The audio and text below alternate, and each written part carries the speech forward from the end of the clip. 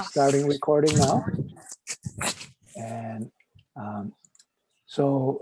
as you well, you know as well, if you want to send a message or have something you'd like to share, you can always speak up, turn your microphone on and speak up, or you can send a message to the text through the chat, and I can answer during the meeting or later, depending on time. And you activate it by using the icon on the bottom of the screen, brings up the chat box, and you type your questions there.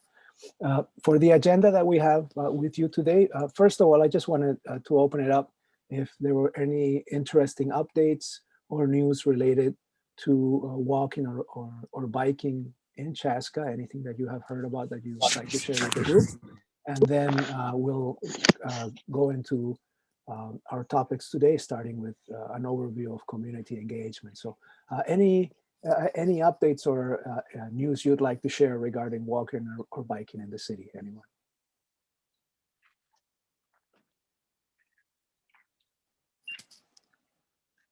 Okay, I haven't heard anything yet. Anyone? Well, I'll just take the quick opportunity to thank those that are on, who helped with the Cycle Chaska event last month. So appreciate the help there. And then also to thank everybody on the steering committee that's helped with the initial community engagement that we're going to hear about from Antonio. So just appreciate the support. Great. Thank you very much, Marshall. Anybody else? We'll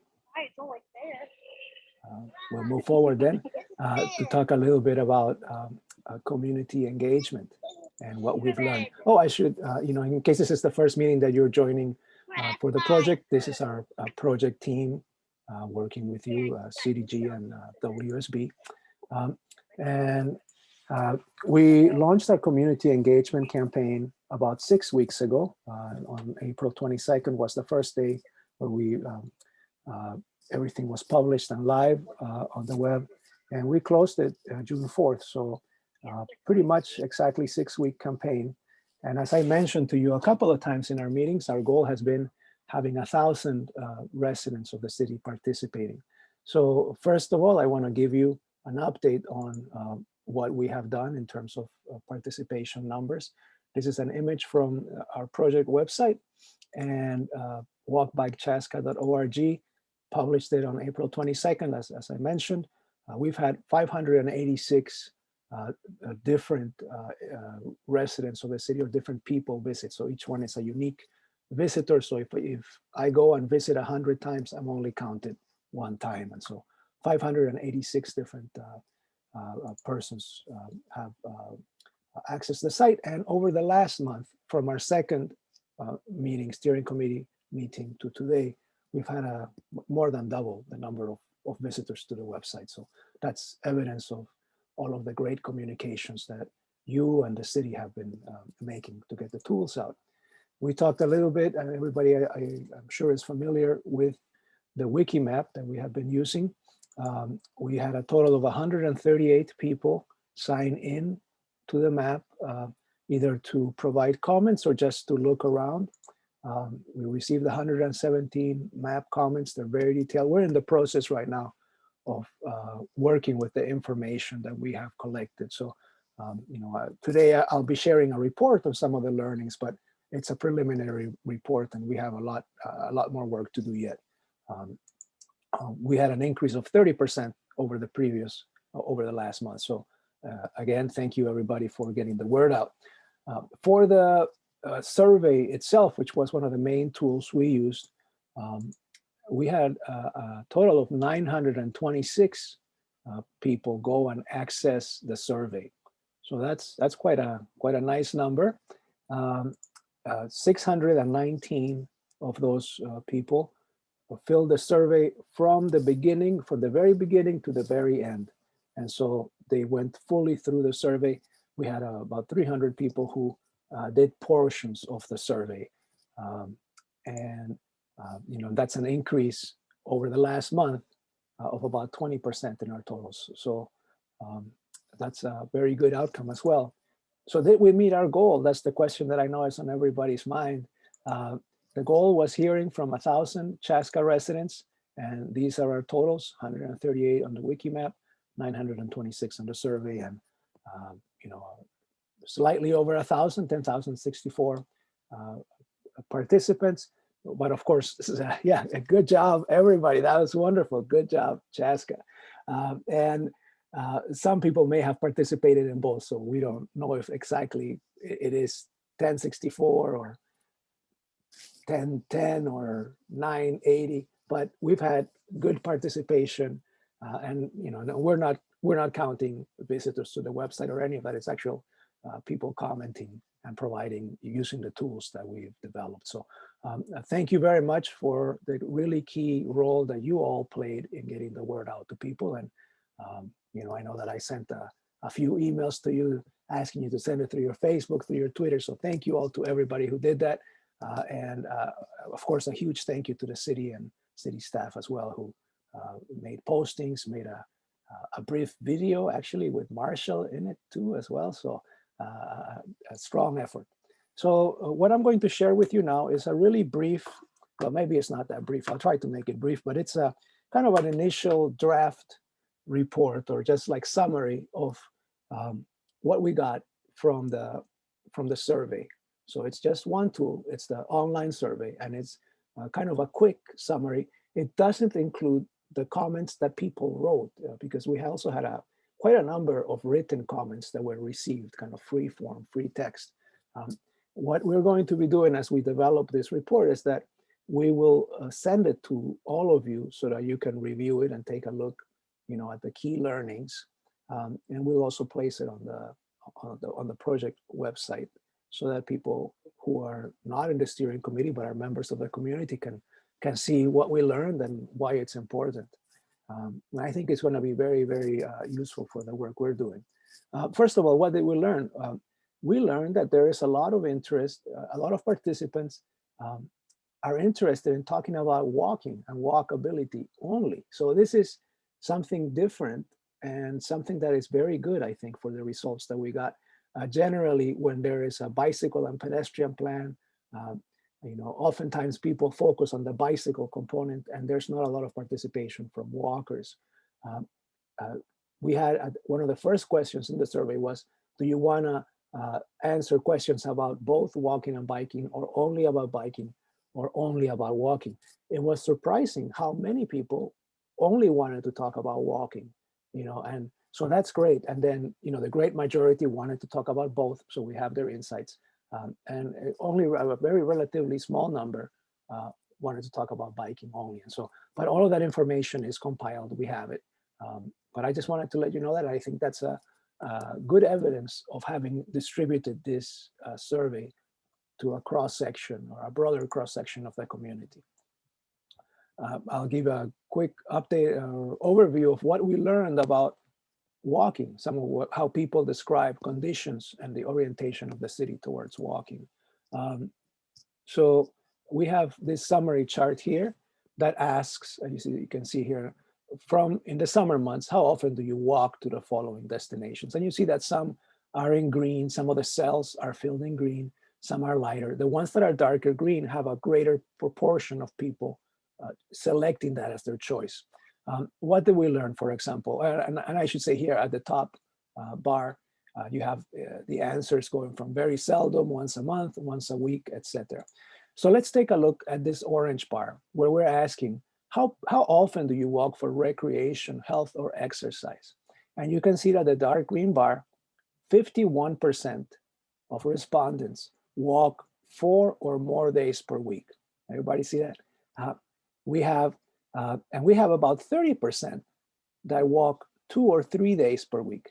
So based on this information, we can say that about 80% of respondents are walking at least 2 or 3 times per week for recreation or exercise. So that's gigantic. That's it shows the usefulness and the use that your walking facilities get, and kind of the purpose for what they're being used. A lot of exercise, recreation, and health maintenance, 2 or 3 times per week.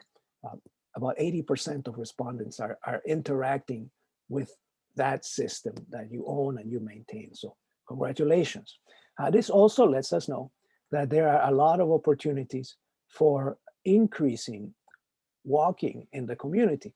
You see how there's in this column closest to the left, it says very seldom or never. And we're going to just kind of focus on that for a minute. How often do people walk to go to school or to work?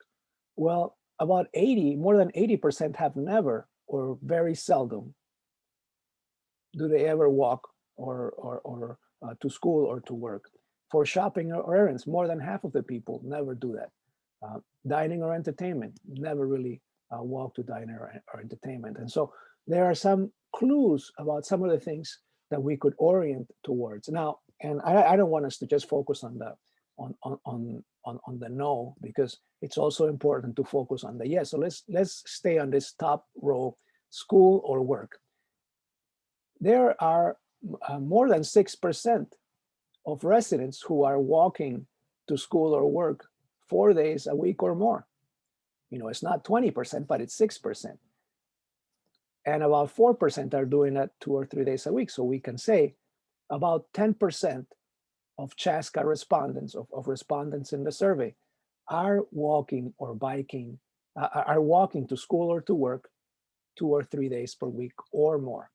So that's about 10% if you add those two together. So that's kind of how we're going to be using the data received here. And it's also a resource for you because it already tells you about the usefulness and usability of your system. We asked people who, then this is the answers related to walking. What types of destinations should we prioritize when deciding where to improve walking conditions? We need to make it easier to walk to parks. Parks was the most popular answer. We need more walkability in neighborhoods. We need more walkability to shopping, dining, and entertainment areas. We also want to ask people, what is it that is a barrier to you today? What keeps you from walking more often? And these are the answers. This was a surprise to me. This first answer, this first part, trails and sidewalks are covered in ice and snow during the winter. So people are outlining wintertime maintenance as a really key priority or something that is a barrier to them walking more. Some of these, this second bar, my destinations are too far apart. That's something that you can address, of course, not over the short term, but over the long term through your city planning policies. So how if you develop more compactly, then people's destinations will tend to be closer to each other. And so that may decrease in importance. Trail and sidewalk lighting, feeling unsafe around motorized traffic and around crossing the street, this red and this lavender bar. So a lot of good information in here. How does winter affect people's walking trips? Almost half of respondents say they walk a lot less during winter. And that may have something to do with that maintenance issue that we just discussed. And about 10% say, I don't walk at all in winter. When we ask people, how could we make it easier and more convenient for you to walk more often in Chaska? The number one answer, again, this was a surprise to me in a way, keeping sidewalks and trails clear of ice and snow. And now it's really important to emphasize too that in communities, generally, there's not ever enough budget for maintenance activities. And it's I know that your city staff are working very hard to provide maintenance to your inventory of streets, roadways, sidewalks with the budgets that they have today. So it's something to note. And there are some examples from communities that have developed some funding mechanisms to be able to maintain their sidewalks and trails in winter. And so that's part of the exploration that the plan will be doing. So this is just, we're trying to figure out what people perceive, and then from that, we can come up with answers and solutions. Something else, people would say, if we had more, our walking network was more extensive, I would be able to walk more. I wish intersections felt a little safer, etc. So, you'll have this to be able to refer, and that summary that I'll be sending you will have this, so you can, take a look at it kind of more deeply. The same set of questions related to biking. How often do you ride a bike in the summertime to go to the following destination? Again, the big winner is recreation, health, and exercise. There's a lot of healthy people, a lot of people who like exercising in Chaska. They took our survey, and 2 or 3 days per week, about 40% of participants are riding their bike 2 or 3 days per week for recreation and exercise. And about 20% are riding their bike 4 days a week or more. So again, if you add these two together, that lets us know that about 60% of participants are riding their bicycles at least 2 or 3 days per week for recreation or exercise. So this can demonstrate to some of your leaders and policymakers that, you know, these investments do get used, and they get used quite a lot, and they're an important part of the community's fabric. Looking at the places where we don't have a lot of, you know, where it looks like we don't have a lot of use by participants, we look at, you know, how many people ride a bike to go to school or work. How often do they do it? Well, about 80%, 4 out of 5, have never done it or never do it. To look at the positive component of that same row, but we know that about 3% are doing that 4 days a week or more, and about 5% are doing that 2 or 3 days per week. So you have about 5% of people who are riding a bicycle to go to work or school. Now, some things that we can do have to do with our network that we develop, how comfortable it feels, etc. But you can see kind of the snapshot and where the opportunities are based on this data we collected. We asked the same question about types of destinations to prioritize biking: parks, residential neighborhoods, shopping, dining, and entertainment. The same set of answers that we had from the walkers. So there is some consensus there about what it is that we need to work on. When we ask about the barriers that people find related to, you know, what is keeping them from biking more, the purple bar by quite a lot, this tallest bar. There are no trails or bike lanes where I want to go. So that's a question of that network availability and developing additional routes. This blue bar, there's the ice maintenance issue again, and then safety around motorized traffic in green, and then also in this red bar about intersections more specifically. So again, there's quite a lot of good data. Here's the impact of winter on bicycling trips. Now, a lot of people stop biking altogether in winter, you know, and according to participants, about, you know, let's say 72% of people who are riding in the summer are stopping in the winter. But you also have about 3% who bike about the same, and another 5% that decrease it a little bit, but, you know, according to how they describe it, not a lot less. So again, information to review and think about. How can we make it easier for people to ride a bike more often? We need more lanes or more facilities is the #1 answer we received. You can see here this purple bar. We need more separation between bicycles and cars. You know, this is the idea of comfort and of all ages and abilities. We need more bike racks. This is a cheap fix. This is, you know, and then others like safer crossings, maps, and wayfinding, etc. So some of these can be more expensive. Some of these can be more economical solutions. If you may remember, the survey included a set of renderings, images about different types of facilities, because we wanted to know, you know, because this is a all ages and abilities plan, and we're focused on user comfort, we wanted to know how people felt about being on specific types of facilities. So well, let's start with walking facilities. So we showed this image right here. So you see a sidewalk adjacent to a travel lane, and we provide some information on traffic conditions, the description here. And we asked people to select one of several choices. I would not walk here. I would feel very uncomfortable. I'd feel uncomfortable. I would feel okay.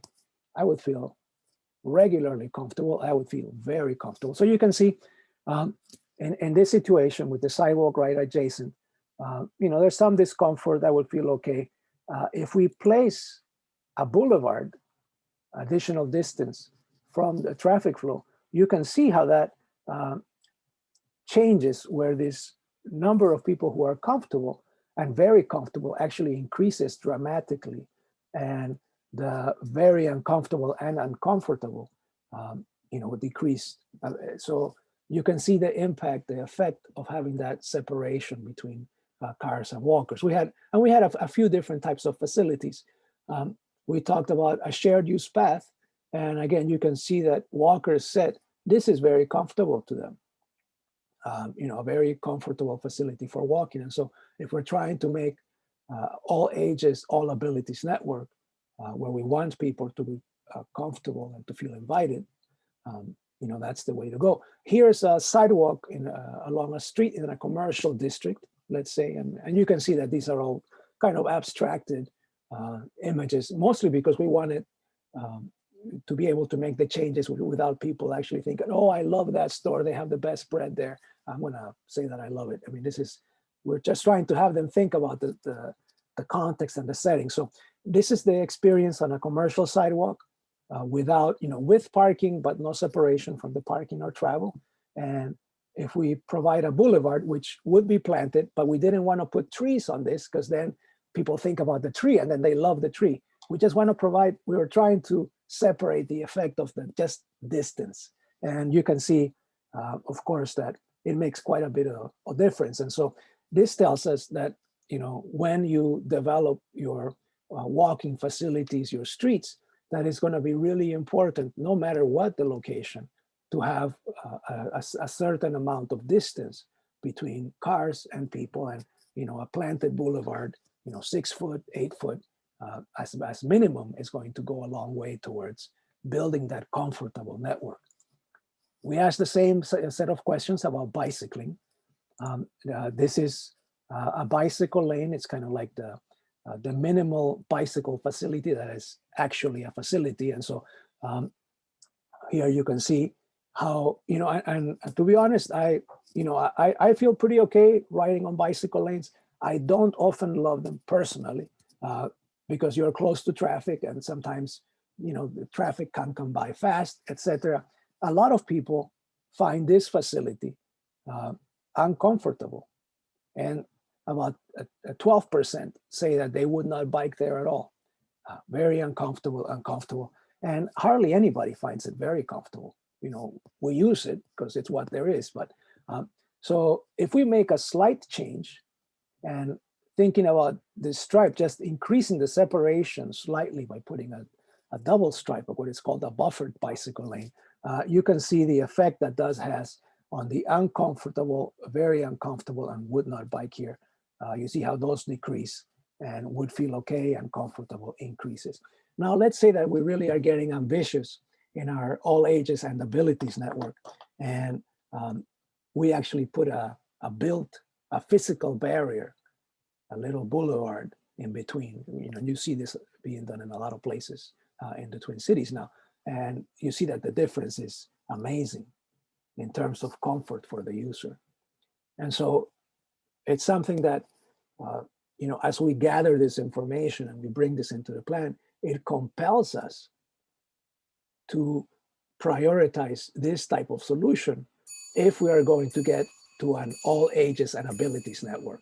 So that's part of it's part of the trouble of doing these surveys, that now we know what effect this has. And if we are really gonna follow through with our commitment to all ages and abilities, this is what we have to do. Now, we look at this, it's very expensive, very disruptive. How are we gonna do it? Well, I have good news for you, because this works great, but look at this. This also works pretty great. And this is entirely inexpensive. So the difference in price. So this is a facility that kind of functions, through paint and bollards, provides that same feeling of separation and comfort that people are getting from a facility like this. And you can see how the numbers play out with that. Those would be very easy to implement. So, and the cost differential, I mean, it's huge. It's like 100 times the difference in price.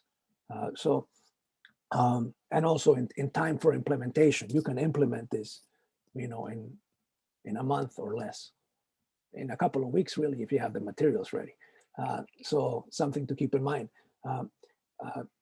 No facilities, share lanes, generally people find these very uncomfortable. Of course, there are ways in which we can make this better. And, given the nature of the images and how people experience it, we're not able to really explain here, using traffic circles and speed tables, etc. But, so there are ways in which we can make this work better, but it's just general information for us all that a sharrow on a roadway is really not a facility that many people are going to find comfortable. And the winner of everything, of course, is if we build a shared use path, a trail. That's everybody's favorite. And again, it's a question of expense and priorities and network. Anyway, you can see the results there. And if we are doing, along a road outside town, a roadway or a bikeway on the shoulder, we can see that it's not going to be part of an all ages and abilities network very well, because hardly anybody finds it that comfortable, and many people are very, very uncomfortable. So that's a summary of the facilities. I want to give you now, and a summary of the survey results. I want to give you a snapshot of what we got in terms of who participated. And this is an important part of any community survey. We want to know who we reached and kind of who's missing from the conversation. We had wonderful participation in terms of gender in the city. Generally, for anything related, surveys related to bicycling, where bicycling is a component of the information, we have over-representation from men, and oftentimes men who are more comfortable in kind of the athletic riding or roadway riding for bicycles. And so that tends to skew sometimes the perspective that we get. And I think that's something that is really wonderful about the engagement effort that you all led and that the city led, is that we were able to get the survey out to the hands not only of that population, but of other populations. And right now we have about almost 70% of the respondents are women in the survey. So a different perspective than what generally occurs in these types of communications and these types of surveys. So that's also very key. We asked people to point out their age in the survey. And this is a place where I think we underreached. Young people are underrepresented, and people in 30s to mid 50s are overrepresented based on just a quick summary of survey data. Census data. This is the population, 2019 ACS population of Chaska here on the bottom of the screen. And of course, the categories are not exactly the same, but it just gives you a snapshot. For example, 30 to 45, you can say, well, we can say maybe this is halfway. So it might be 21% in the 30 to 44. And we had almost 45% of this age group. 45 to 49, we had about 30% of respondents, where it really might be 13 plus half of this. That's going to be 20%. So we are a little bit overrepresented in this middle range and underrepresented in 15 to 19 and 20 to 29 a little bit, but not a ton, but mostly young people. But there are ways in which we can address this in next steps of engagement. So, but it's always good to compare, who we reached with how our community characteristics are distributed. Same with ethnic, cultural history, cultural heritage. We had about 92, 93% Caucasian, white population in the participants. Very slight participation in African American, Asian, or Hispanic, Latino. And your numbers in terms of census counts from the 2019 ACS, you know, you have 3% African American, Asian, 9% Hispanic. So we didn't reach a lot of those populations through the survey, but again, it's something that we can address through the remaining engagement activities for the plan. This is another one that's really a key important metric, and it's household income. You can notice here in the, for example, 50,000 and under, we have about 8% plus maybe 2 or 3%. So maybe 10% of respondents are in the 50,000 or less. And you can see that according to census, it's about more than a quarter of the population of the city. You know, they are underrepresented in our survey. The 50 to 100,000 household income here is 15% and about 12%. So altogether, that's 27% or so. It's about 31% according to census. That's pretty close. Over 100,000, we have about 62%, and it should really be around 43% according to census. So we are overrepresented in the higher income, household income range. And again, that's, you know, that doesn't mean that the information isn't valuable. The information that we have is incredibly valuable.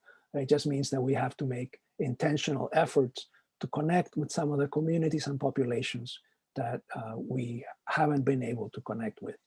And, you know, the different engagement tools sometimes build in that difference. You know, a household that is struggling with issues in poverty, for example, is going to have less time available, or maybe even less technology resources available to be able to interact with a survey. But we know that, and you know, we can address as we move forward. And this gets me to the next component of our agenda. We're going to talk about the community engagement plan. You all had a chance to review it. Thank you so much for all the comments that you sent in. It really helped to improve the document. And what I want to highlight today is that according to that community engagement plan, which is, you know, still it's in a final draft stage, but we have a couple of decisions yet to make. We have events. One of them is called a pop-up event, which is where we go to something that is happening in the community already, you know, an event that you hold regularly. And we put information about the plan with some questions for people. And what is exciting about this is that we get a population that generally we wouldn't be reaching with the online engagement tools. And we get families, we get people at all income levels. You know, if it's a community event that everybody loves, you know, we're really able to get a cross-section of the community in a much better way. The other type of event is called a listening session. And it's where we go to, it could be an employer, it could be a community organization, and we join one of the meetings that they may have regularly scheduled, and we present information about the project and we ask some of their ideas. So it's kind of like a focus group. And here you can see this is a work that I was involved in the city of Worthington, where we wanted to get the perspectives of the workers at this meat plant, this gigantic JBS meat plant in Worthington, about some improvements to walkability. And this was a route that many of them take to walk to work. And so we wanted to be able to get that perspective. And they weren't participating in any of the open houses or online engagement. So we went to them. It's the idea of going to the population we want to connect with. It's very useful. And so we have developed, and you know, and we have developed this with you because many of you provided wonderful comments on the review for the engagement plan. A list of events that you know are candidates, and you can see, you know, this list that we've selected and items that were recommended by everybody. I will send the file to you, so you don't have to, you know, write this down or anything.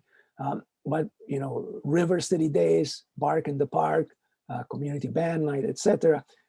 The project management team, so the city staff team that I meet with recommended these three at the top as well. They thought, these are going to be great, but we wanted to make sure with you to ask you to select, of the entire list, which ones you think, as a steering committee, you would like to dedicate resources towards. We have, according to our contract, I will participate. I'll develop the materials, of course, and we'll be there to participate at 2 events. And so, and we'll need some help from you as well to staff the event. But I want to ask you, which of those 2 events that are listed here, which of the events that are here should be those top 2. And so what we'll do after the meeting, maybe later tonight or early tomorrow, I'll be sending you a link with a survey for you to select 2 of these, and then the highest voted ones will be the ones that we implement. And I also want to emphasize that, we can have more than 2 events. It's just that we might need additional help in terms of other steering committee members staffing the event. So these are the potential events for the listening sessions, for the pop-up events. We also have a number of potential partners for listening sessions. And again, we have in our contract, we have 2 listening sessions to be scheduled. We can do more, but then those we might need your help to staff those as well. And these are, I'll just quickly go through some of these potential partners. Of course, the Chaska Human Rights Commission and some of their knowledge about communities in town. The Riverview Terrace soccer program, there's a lot of Spanish-speaking family members that attend. Carver County Community Development Agency and Beacon Interfaith, both work on affordable housing issues and have access to a lot of populations that are living in affordable housing. Latino Voices and Esperanza are 2 organizations that are working with the city's Spanish-speaking populations. Launch Ministry works with there's a food shelf where people are coming to get additional support for their family's nutrition. And so they're going to have access to people who may be experiencing economic difficulties. Mountain Bike Club is from the high school, I believe, and it's a wonderful way to get in contact with young people who already are excited about bicycling and who can help us get a perspective on what they would like. His House Foundation is working with young people and experiencing some distress. And there's a lodge event where we can connect with seniors as well. So I will send these out to you. And they're in the community engagement plan that I will send. And these will be options in that survey that I send for everybody as well. And based on what people respond, we'll go from there. I'll make sure that my calendar can be coordinated, and I'll work with Marshall to finalize the list. And after we do that, then that community engagement plan we'll say it's finalized for now, and then we'll post it on the website for residents of the community to be able to look at as well. Next item I wanted, and I should do a time check. We have about 15 minutes left. Any questions so far, any items that come up, if you want to type them, in the chat, that's also great. We have about 15 minutes now. I had this item just to kind of check in with everybody about some of the tools that we're using to work with each other. And two tools, mainly the listserv. I mean, we're all using that. We're sending information back and forth. I wanted to know if there are any issues that you have using it, or any difficulties or improvements. And then I wanted to ask you about the Acrobat shared review experience. I know that, it was about a dozen people from our committee that did provide comments using the tool. It's the tool that we're going to be using for the plan as the plan gets developed as well. But, let me know, send a comment through the chat, or, we can talk later offline as well. Or if you feel like saying something right now, you're welcome to, of course. Okay, I didn't hear any comments, so I'm gonna move forward. and I want to touch on plan progress. Today, made some time to chat a little bit about this document, which is the toolbox of facilities and treatments. It's really the first deliverable, the first deliverable for the plan. And, you know, it's, you've seen it, I've sent it out. And I want to, but overall, I want to talk about, you know, kind of the timeline of the project overall. As you know, we're in June right now, middle of June almost, no, actually exactly the middle of June. And we are in the middle of the work, and we have about 4 months left, 4.5 months left. And, you know, we are now developing some of those recommendations and doing some of the existing conditions and analysis work. And we have a little tiny bit of engagement activities left as well. But the work that you help to get out, you know, this online engagement component is really a strong foundation for the next steps. I also will be working with you on this task 5, vision, goals, and strategies. I'll be sending out kind of a fill-in survey that will help us develop that vision for the plan. So look for that within the week, and we'll go from there. Now, an introduction to the toolbox. I sent this out, I think about a week and a half, 10 days ago. The goal of the plan, as we know, is all ages and abilities to use, you know, the existing network of facilities that we have, and really to go to the next step to get more people walking and biking as part of everyday life, making sure that it's, you know, it's not only about infrastructure, but it's also about education, encouragement, promotion. It's a 6 E's plan. One important component of the 6 E's, I mean, they're all important, but engineering and facilities, you know, in some ways is the #1 thing that people think about when they think about making improvements for walkability and bikeability, the facilities themselves, the network itself.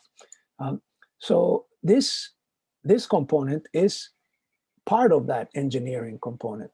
The plan is going to identify a network and identify routes and maybe make some recommendations for specific treatments. But this is going to be the tool that allows you over the following years to figure out which is the right facility or treatment for which location, and then to be able to compare among the different options that you have. And so this toolbox serves that purpose, or is intended to serve that purpose, I should say. You know, we'll know if it does or not based on the comments that we get from you and from the city. There are a variety of treatments for improving walking. There are a variety of treatments for improving bicycling. If we want to reach this population, you know, what is generally called the interested but concerned, we've talked about this before, you know, the general population of our community, we have to orient towards facilities that feel comfortable to them and to all of us. So that's who we need to design for, and we need to figure out which facilities work in which contexts for them. So we have in this toolbox a set of tools, first of all, to figure out which type of treatment should be applied where for walkability and for bikeability, kind of orienting towards comfort for the user. And so I'm going to, and I have this handy note here to review the toolbox. I'm going to give you a 5-minute tour of the toolbox. To do that, I am going to stop sharing my screen. I have to switch applications. Oh wait, maybe I should do this like this. This should work. Let's see. Maybe it won't. Okay, there we go. So here is the toolbox. And maybe I'm going to click this here. And I know that not everybody has had a chance to look at this document. I think maybe about 2 or 3 people have signed in to review it. But I'll give you a quick tour. So I talked a little bit about how we select facilities. That's the first component of this document. Then we talk about the individual types of facilities that exist. Then we talk about treatments for intersections, because that's a key place where facilities fail or where they become really uncomfortable and interrupt used by different people. We will talk about wayfinding for a minute, and then also bicycle parking guide, which are components of this work. So how do we select walking and bicycling facilities? We talk about how, what are the key considerations to select treatments. And we have a set of flow charts. If you're at an uncontrolled location, or this is where, for example, there is not any stop signs, there is not any traffic light, and then for sections that are controlled and locations that are controlled, what are the minimum kinds of treatments that you need to have in place. We do the same type of flow chart process, or really a selection process for bicycling as well, and considerations of separation and comfort. And we have this this matrix depending on the volume of cars per day or per hour in the peak hour, and the traffic speed. We get zones where we might need to have a bicycle lane as a minimum, or a buffered bicycle lane as something better and more comfortable, or a separated and protected bicycle lane. And as you go up in this order, you get to a more comfortable facility. We also have absolute minimum dimensions that and these are based from other documents that we have referenced as well. Then we go to this chapter where we talk about the specific facilities and treatments, starting with sidewalks. How do we design sidewalks? What are some dimensions that we need to heed when we're designing sidewalks? We talk about neighborhood slow streets, which are sometimes called bicycle boulevards. We talk about shared use paths, protected lanes, etc. There's quite a number of treatments. And some descriptions of signals as well, like rectangular rapid flashing beacons. And then we go and go into more detail about how do we make intersections work better for people in a kind of more friendly way. And we have general approaches for making intersection better. And then we begin then to discuss individual strategies under each, how to reduce the speed of traffic, or how to make pedestrians and bicyclists more visible. Then we talk about protected intersections, which is really, this is the gold standard and is what we should strive for in Chaska for developing, especially at intersections near or along busy corridors that provide higher visibility, higher safety, and higher comfort for people who are walking or bicycling. So links to resources are in all of these documents, and that helps to explain, and this is it's a reference document that is intended for your staff, for your city staff, and for other partners that you work with. How do we deal with a crossing at a trail, at an arterial intersection, etc. The next chapter of this toolbox is a discussion on wayfinding, and what are some of the things that we need to be aware of when we are developing a wayfinding plan and sign plan. The different types of wayfinding signs, elements that we want to have, to show in destination, direction, distance as part of signs. And the last chapter of the toolbox is a brief parking guide for the development of bicycle parking, with the idea that, and you noticed it was one of the answers in the survey too, that people said, bicycle parking is something that would make it easier for me to choose to walk or bike. So what are some options for expanding bicycle parking? And then once we have the racks, which kinds of racks do we need to think about? And it's generally is inverted. You are the best kind. They're very simple, but they're the most effective and very inexpensive. And then other discussion about, for example, showers and changing facilities, etc. So that is the toolbox. Now I want to briefly talk about next steps. I'm going to be sending you a link. I'm going to send you the updated community engagement plan with the the additions and the description of the events that we just chatted about a few minutes ago. And I'll send you a link to a survey asking you to select your top 2 events and top 2 listening sessions. I'll send, if you haven't had a chance to review the toolbox, I know that most of you haven't yet. I'll resend that link, and maybe we'll take another week or so and think about, what is there, and, in terms of treatments or facilities. What do you think is missing? What else should we add, or what questions does it bring, or what things should we take out?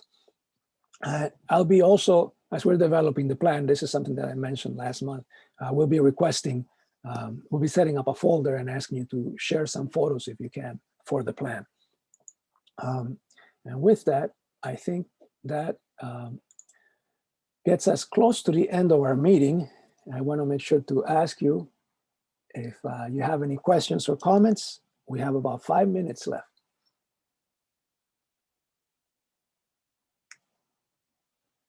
Any questions, anybody? Any comments? I'm looking at the chat. No comments came through the chat.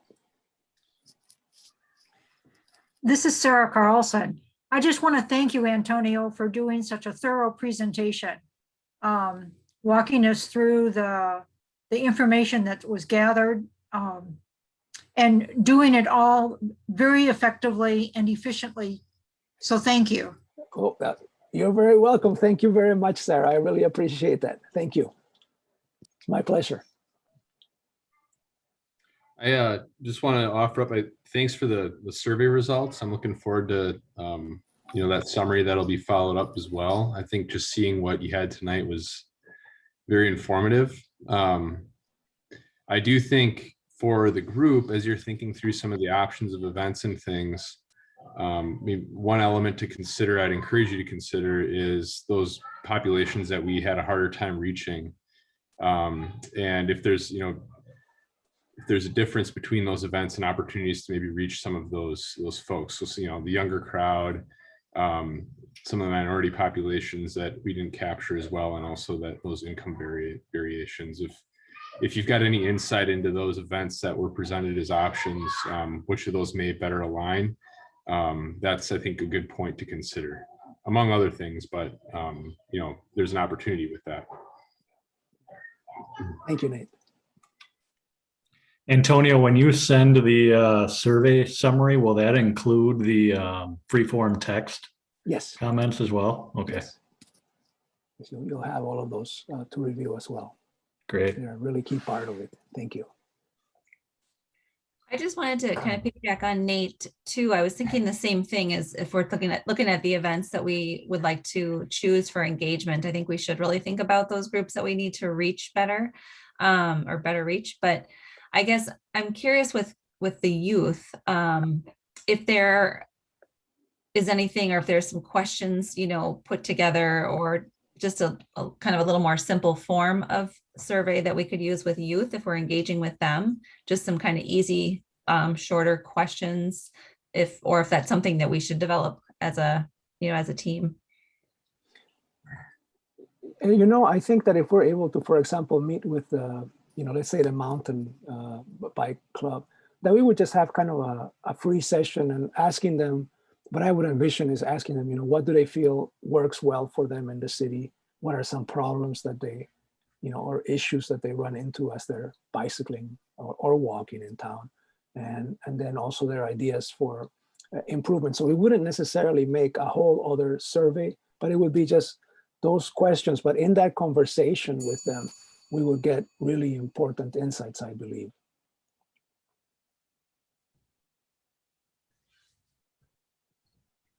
Yeah, so maybe we could line up a time, for instance, to meet with them after our practice. That sounds great. Yep. Any other thoughts or questions or comments? We are right now at 1 minute ahead of schedule, 6:29.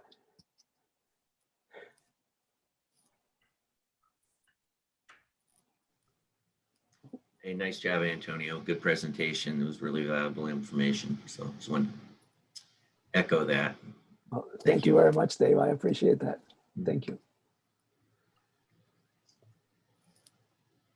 Well, all right. It sounds like, unless anybody has any other last thoughts before we say goodnight, or I'll be in touch. And tonight we'll have the recording will be online tonight, probably in a couple hours. And over the next day or so, I'll be sending the survey and the other materials. So, okay. Well, thank you, everybody. It's wonderful meeting with you today. I look forward to our next meeting, and be well. We'll be in touch. Thanks, Good night, Antonio. everybody. Thanks, everyone. Great work. Thank you, See ya. everyone. Good night.